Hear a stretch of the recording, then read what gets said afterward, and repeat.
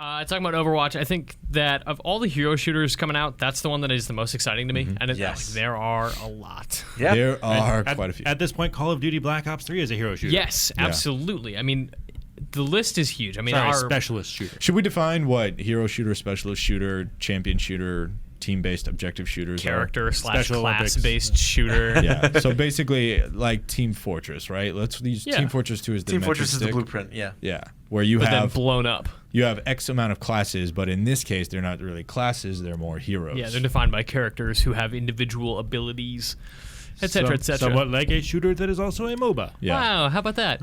Interesting. You take one genre that's super popular, that a certain genre audience can't get behind, and then you fuse them together. I mean, you're even seeing MOBA developers latch onto this. Like IGN's free game of the month right now. We're giving away tons and tons of beta codes through Prime for Paladins, which is a really cool looking game that is very much inspired by games like High-Res's Smite and other hero-based, class-based games and TCGs, and it's sort of just taking like all this cool stuff going on right now and putting it in one game and going, here you go.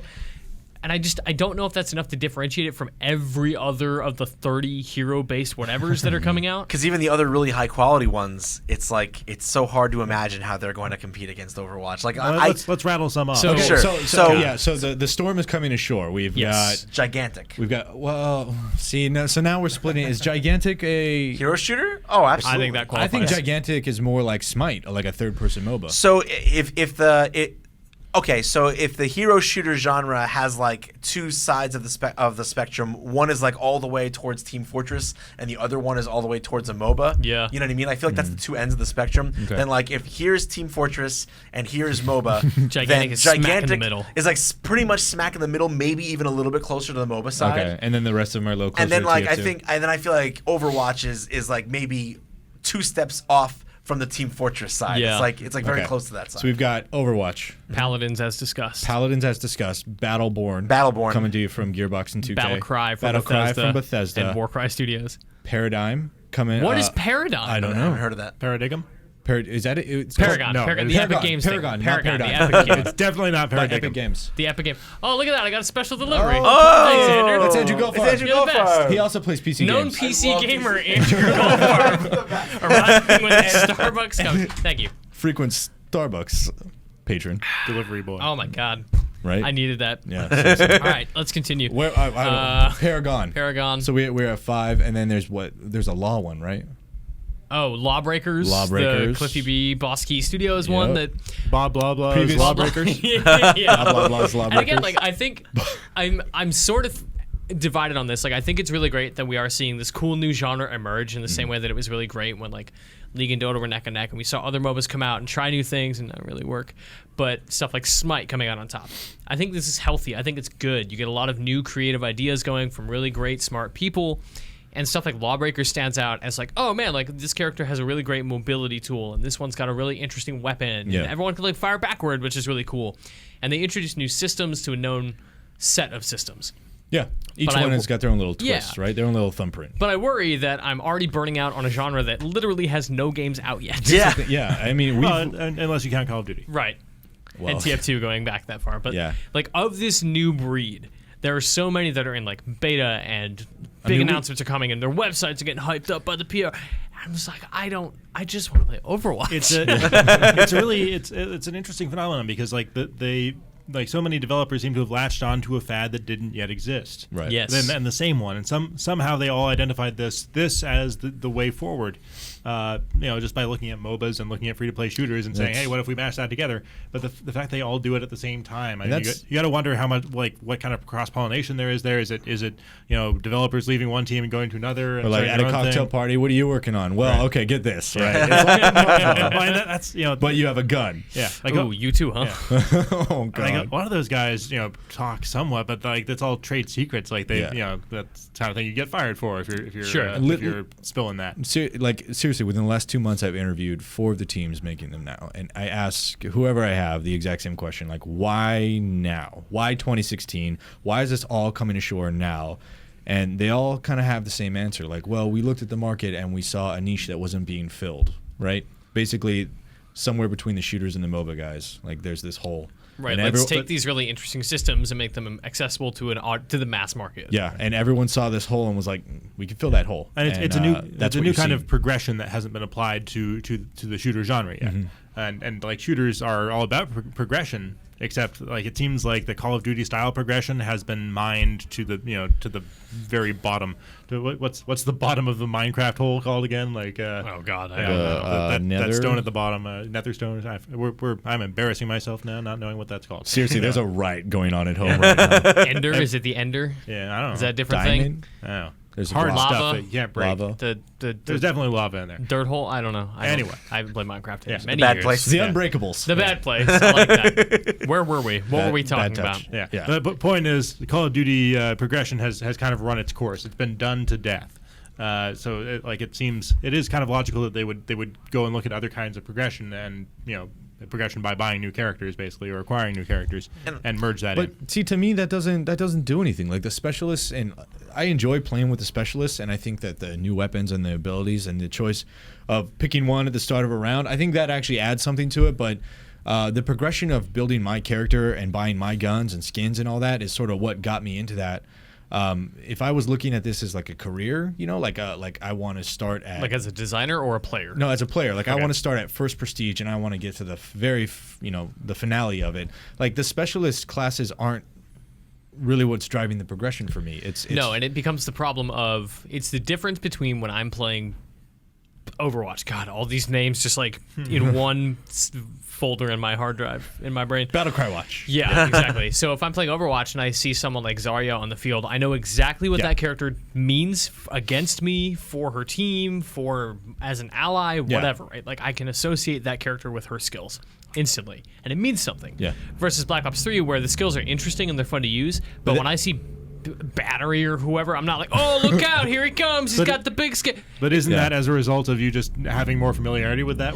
No, it's because the character skills are interesting and fun to use, but not totally But they're separated. important to the flow of a Call of Duty. They're separated from what that character loadout might actually have. Like I'll see a battery, I'll see one battery and two batteries, and one's got a sniper rifle, the other's got an AK-47. So the way I'm interacting with these two different batteries Right, you're are very different. Very, very Versus different. someone like when I see Reaper, I know like, oh, if he closes the gap, I am screwed Yeah. because of the way his weapons work. Like Right. his skills are his weapons. Yeah. And that's how these characters work. Whereas Black Ops 3, and I really, really love that it did this, and I think that is a strength for that game. It's not quite as emphasized or underscored in the same way. Like it's cool to have the abilities, but ultimately, I'm worried about the guy with the shotgun.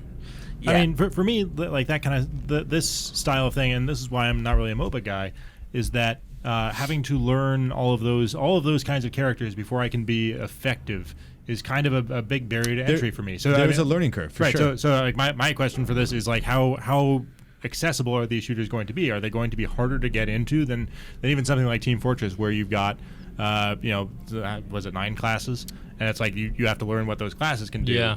And then Jesus. you're something. There's a something literal jackhammer beneath Yeah. us as they do You know that construction scene on from third Total floor. Recall where the drill is coming through the wall? I think that's It's gonna happening happen right any now. moment. Which one of us is about to betray the other? Yeah, exactly. Curse your sudden but inevitable betrayal. Anyway, so yeah, is it going to be harder to get into than a typical class-based shooter where Sure. you've just got to memorize, learn the basic idea behind a few different classes and account for variations? and- I think personally that it is going to be accessible only because what Mitch was saying about looking at Zarya on the other team and being like, okay, I know what Zarya does, I know what I have to be careful of, I know how I have to engage her.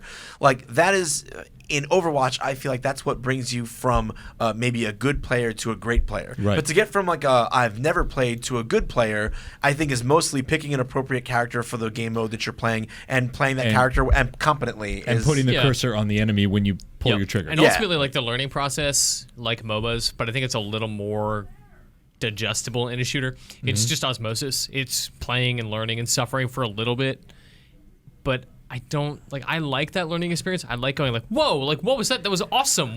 How did I die? That And was also- great. but And there's a fair amount of that in any shooter. Any new sure. shooter you come to, it's like there's new stuff that you have to learn. It's just for me like it's kind of overwhelming. It's like, oh, there are like 25, 30 different yeah, when characters. there's 20 It's like- characters well, with 3 yeah, it's different like- abilities, yeah. and they all have passives that you don't understand. Yeah, and I've never seen that guy before. It's like I played 5 matches and I'm still seeing a guy I've never seen before killed me in a way I had no idea he could. Yeah. Well, that's one of the nice things about Overwatch is that you can have a massive impact on your team without really worrying about the other team that much. Like support play in Overwatch is what the big is. I think that of all the features that separate it out from the other games, as a support player in every MOBA that I play, like Overwatch's support play is really strong in that every one of the different support characters affects the battle in a wildly different way, and all your I feel like I'm playing a different game when I'm playing a support, because all I'm thinking about is where my teammates are and what I can do for my teammates and what I can do in relation to my it's teammates. Like map awareness and character awareness, as opposed to like, I'm gonna get some kills. Right,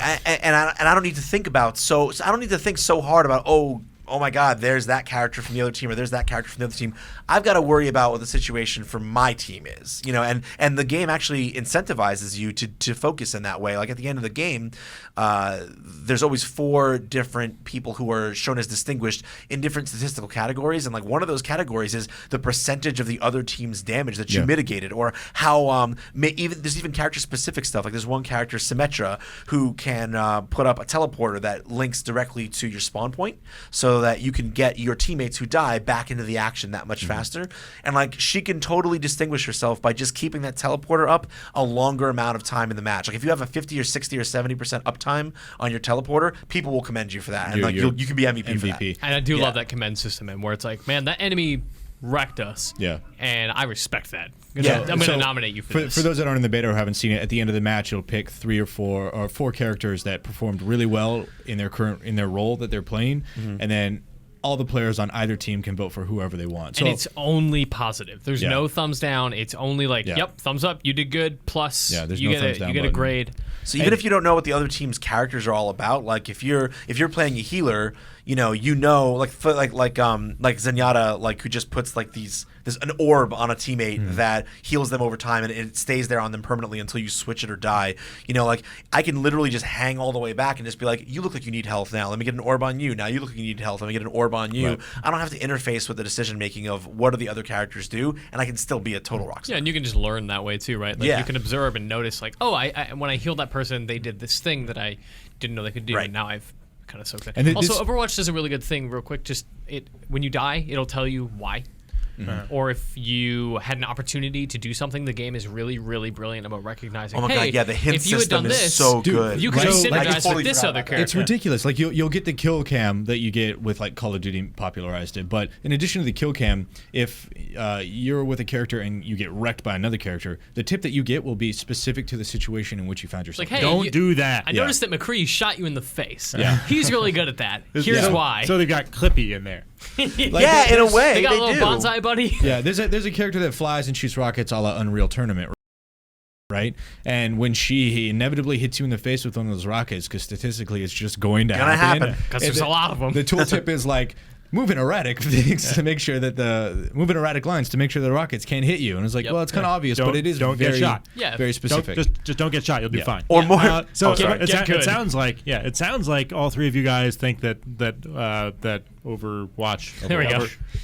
So looking at Overclocked right there. I know. I did that when I was brain. making the show notes today.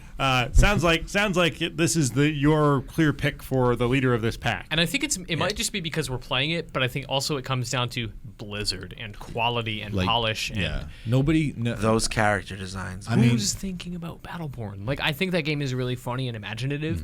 But I enjoy it. I liked what I played of it. But we played 5-on-5, and I had a blast. I had a blast with it. I had a blast with it. I thought it was okay. I think it's okay.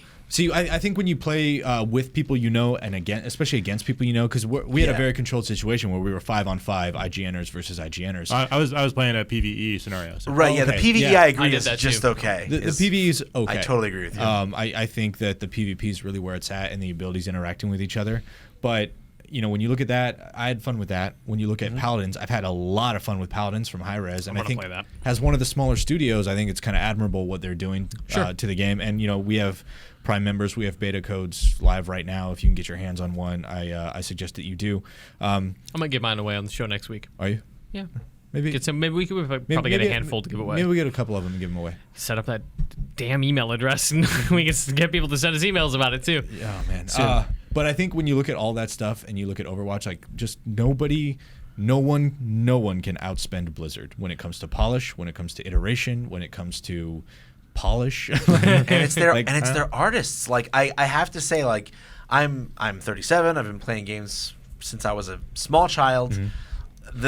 I love games with my entire heart, but I've definitely noticed over the last 10 Just years. your heart, casual. Like, I've noticed over the last 10 years that like it gets tougher and tougher for me to feel emotional about new characters. To see a new character introduced or a new IP introduced and be like, oh my god, this is everything I've ever wanted, and I don't even know why, and I didn't even know that. Yeah. And the first time I saw the trailer for Overwatch, I had like tears in my eyes. I was like, this is beautiful, and like the art Because and it was the like tone. a little film, and they had it set up with these cute, adorable characters and like really big, larger-than-life personalities with Tracer and the gorilla whose name I always forget. I want to call him Maurice. Winston. I always want to call him Maurice because of Planet of the Apes. But Even though Maurice isn't orangutan, it makes no sense. Just the character and the tone that they hit. I mean, I think the word we're all thinking of is kind of Pixar-like, right? Yeah, yeah. Pixar-esque. Sure. Definitely. Yeah. But it's like all these characters, I feel like I know them already. I feel like they've existed in gaming for I know a every long single time one of their already. names. Yeah. I know exactly. Me too. Every single name. I love Gigantic. So like Gigantic, I love that game.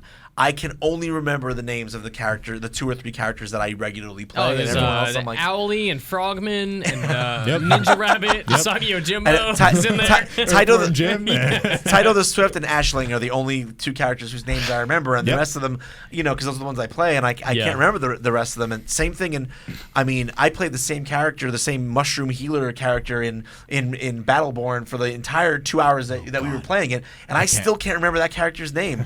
But I can't remember his name either. But every single character in She's the lady Overwatch, mushroom. No, it's a he mushroom.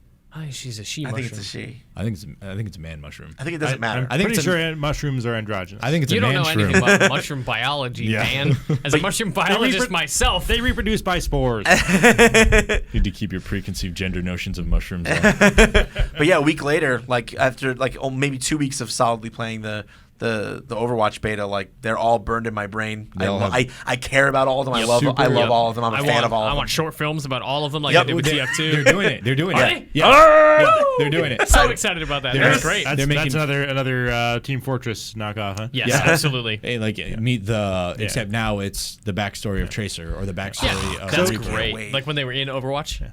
Yeah. Oh yes. Yeah, I mean the whole backstory of that is also really interesting as well. How like it's basically Justice League AI but retired. or They're actually it's kind of more like the Watchmen in a lot of ways. Ooh, yeah. Because they were this organization. I've read a little bit of this. How much blue penis is there? Not enough. None. Literally none.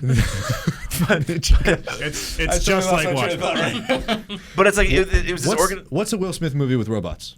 iRobot. iRobot. It's iRobot, basically. Oh. They rise up, and then every country in the world has to defend themselves from it, and they all join this Overwatch organization. Yes. And then they fix it and they retire. What happened? Yeah, what eventually happens is they come under fire as like being like either corrupt or too violent. Who watches And the there's this- Watchmen? Exactly. And there's this whole conspiracy theory that like kind of infiltrates Overwatch and screws them up and like brings them down basically from the inside and makes the love public that. hate them. And so they're forced into retirement. I just love that the pre-order skins and the stuff you've seen in promo imagery. There's like, I can't remember his name. I think it's like Mackenzie or whatever. The guy with the long blue trench coat. He's like the dashing hero with the gun. Yeah. And then the guy who plays in the game is like the Soldier old Soldier 76. Guy. Yeah, he's like this old guy. It's the like, prequels. Like this is leading back into the prequel story. Like Reaper, the dude with the shotguns and the death mask. He is. Oh God, I can't remember his name. It's like Reyes or something. But his throwback skin is when he was just a soldier, just a dude in before Overwatch. he got turned into Spawn. They even do a lot with the storytelling with the existing characters and their costumes. Like for instance, like Winston, you were talking about. You know how he has those glasses on? Yeah. He doesn't need them. He doesn't wear them because he has a vision problem. He wears them because even his name comes from the doctor. So like he was basically part of a Planet of the Apes kind of experiment where they were like, and he exhibited like next level intelligence. Like they did all these experiments. He's just Caesar. They picked him as a special. Yes, no, he is Caesar. Except his like the doctor who helped James him, Franco, whose name was Winston, was killed by the other by a lot of the other apes. So he took Winston's name, he wears his badge, and he wears his glasses in remembrance of his Jesus. father figure, basically, who raised him and gave him all the smarts he has. Seriously. Like, So I think good. that's awesome. I love that. So guys, I want to wrest control of the show from you, Please Mitch, do. to do a brief closeout topic, which is Let's do it. Fallout 4 mods are starting to trickle out. Yeah. Are they? Yep. There are a couple of cool ones. There's one that kind of restores the Fallout 3 dialogue system, in that, like, instead of That's just right. the short little hints about what you might say, it's replaced with It shows you the full, exact full transcript. Did And someone have to go in and write that dialogue? No, it was all in text documents, so they were able pulled to it. Someone probably procedurally just do wrote that. a script to pull out. the So dialogue. but it's all displayed, 1, 2, 3, Science. 4 instead of the wheel now. So if you like that, you can get I that love the back. wheel. I've always loved the wheel. Me too. Mass Effect, man. I don't know. Round. I think when you're playing on PC and closer to the screen and you can read Yeah, more yeah, text, yeah. it's less Good of a point. problem. So I think I'll probably install that one. But my question to you guys is: your first time through a game, like I assume you guys have. I know you've all played at least some Fallout, but Yep. but I don't know if you started on PC yet. No. No. But because we didn't have a whole lot of copies when you wanted we to did start. not. and it's Or time. hard to switch yourself away. But when you do on PC, are you going to install mods? If I see ones that are interesting to me, honestly, like as far as the one that shows all the speech, I'm actually not interested in that, only because I get what people's argument against the wheel is, but for me, I'm like it just is a matter of convenience and flow. Like, I don't want to sit there and read like literally. So for each one of those 4 choices, it's like 1 to 3 sentences. I'm like, I don't literally want to read a paragraph and a half or so 2 much more paragraphs of dialogue. text for every single dialogue choice. Me either. If you can summarize the gist of what I'm going to say, then that's fine. And I'd rather hear it and have it acted than. But I think that's what the wheel is. It's a happy medium between the full dialogue and like the Mass Effect system, where it's a smiley face or a frowny right, face. which is Yeah. too much of Or an a abstraction thumbs for up. me. Yeah. So Vince, you're more of a nude mod guy then. Maybe. I don't know. I don't know. all right. Strong. I mean, who isn't a strong. nude mod guy? Nude strong. Yeah, there you go. I'm down for that. You know, I think when they introduced the Skyrim mod where it is just crabs with top hats, I'm all aboard. I think And they do have lots of Mirelurks that would look great in top hats. That's true. That's true. They just the other day updated the Nexus mod manager to work with Fallout 4, so it's basically a one-click procedure now. Oh, I think cool. mods is the only thing that would get me to go back to Fallout, which I've sort of abandoned just out of. Yeah, you didn't love it. No, I think the game has a lot of quality of life problems that mods mitigate. I Sure. was watching Brian Albert play on PC, and he had like a power armor with 99 power cores in it that just weren't depleting. Yeah, he had used console commands for that. Yeah, which that's true too. But you it's- could do it with the mod. But it's stuff like that, right? Like the idea of those kinds of things that make the game better, and that's what mods are for, is to just give you a different or better experience. I love that, and I think that that's the way that would get me to get back into Fallout. Are any of you going to turn off encumbrance? No, definitely not. No way. Yeah, I would absolutely do that.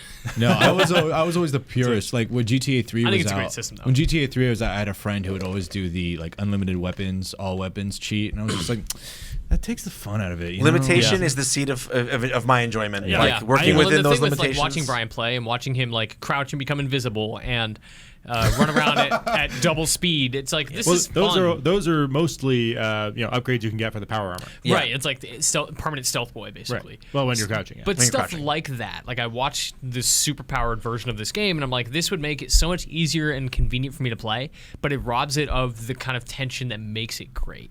I'll tell you, right? I agree. I agree with you totally about that. One quality of life thing that I think would make me want to play on the PC, because I'm playing on PS4 and like I've got so many hours into it that I don't think I would realistically switch at this point. But Yeah. I gotta say, the interface for building and managing your stuff for building, if someone could solve the multifarious issues with that and make that less finicky and convey information more clearly, that would be like. So, for instance, I had to Google that.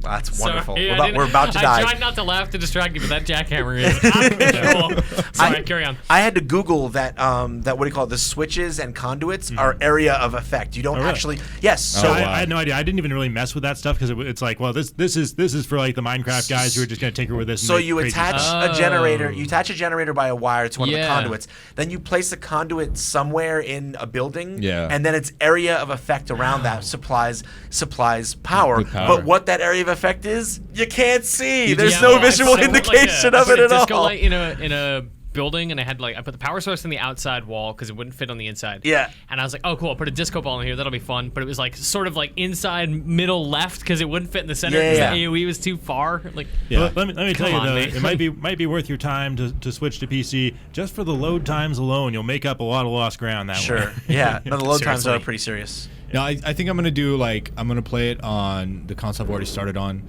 and then in 6 months I'm going to download all the mods that make it friggin' beautiful. Yup. Come back and just see the better lighting mods and the higher texture mods, the better water, the reflection. Yeah, they've already got better water mods. They got better blood splatter. Because the water's rough. Is it? Yeah, it's really rough. They've got more realistic eyeballs. It's the initial wave of stuff. Yeah, and it's really cool to see what they're doing first. And I'm actually really impressed that dialogue mod was one of the first things to come along. God bless you, PC gaming I was on Reddit the other day, and they were like, the modding community has already dedicated themselves to fixing the most outrageous, glaring oversight by Bethesda. It's the fact that you can't pet dog meat or what?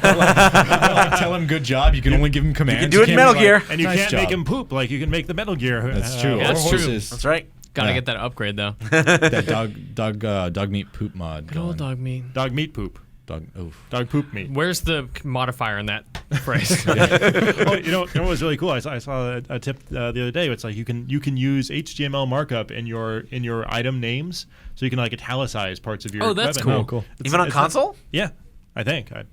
You probably have to just manually type it out, right? Yeah. Right. Yep. Caret M. Interesting. I wonder how carrot. the robot would pronounce it though. Ooh, yeah. Wait, would he put emphasis on it? How Yeah. sick would that be? He put it in italics. Welcome, George. I don't know if you can do it to your name. Though you might be able to. You rarely see your name Things to written investigate. anywhere. That's true.